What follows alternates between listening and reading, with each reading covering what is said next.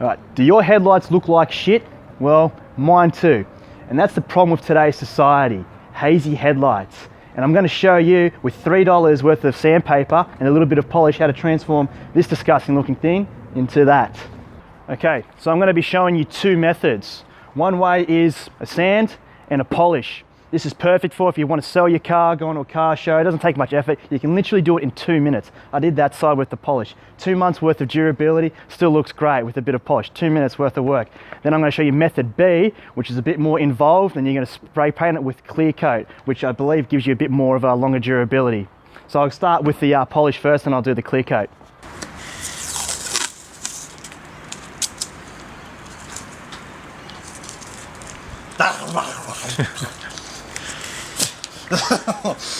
Oh my god.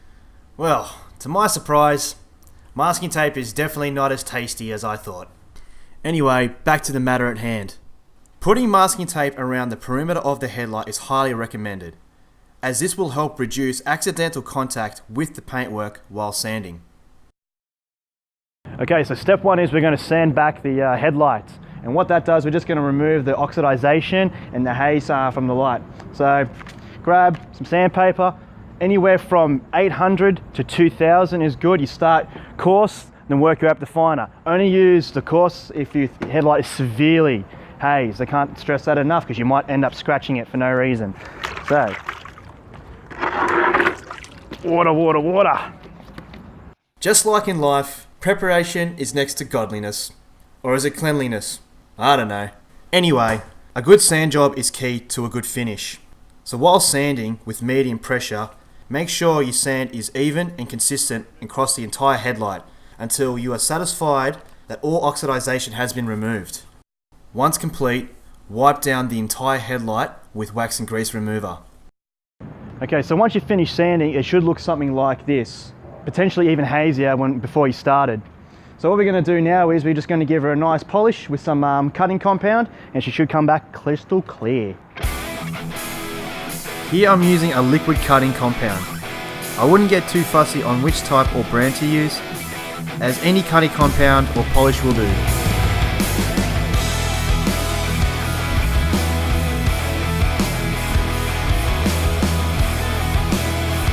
Be sure to wear safety glasses when you're polishing. Buffing is a craft in itself, and I wouldn't call myself an expert at it either. However, some skill and caution is required when using any type of polishing machine, as mistakes and carelessness can lead to damage to your paint, panels, and ruin your day. If you don't own a buff machine, no worries mate. Just go and steal your mum's best tea towel, slap on a bit of compound and a bit of elbow grease, and she'll be right. Done! Ready to be sold.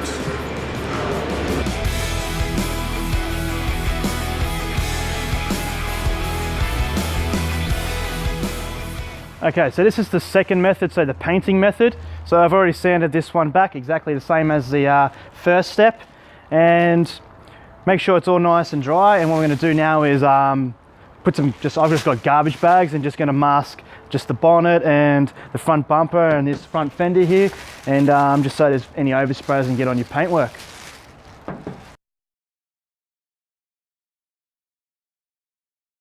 Okay, so now we've masked it up with a bit of garbage bag, and now the next step is we're going to paint it with clear coat.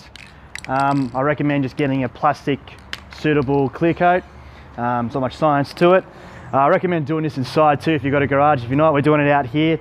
The wind's just picked up, but we're going to do the best we can. So let's give it a go.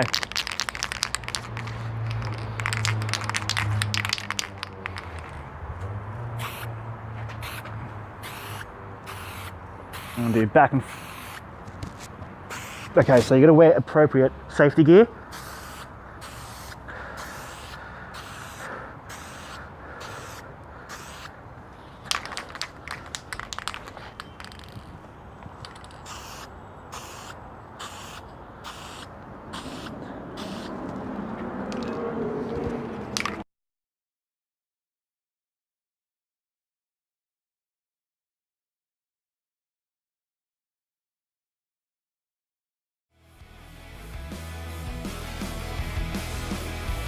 Alright, so it's the next morning. We have removed all of the garbage bags and the masking tape. This is the painted side, this is the polished side.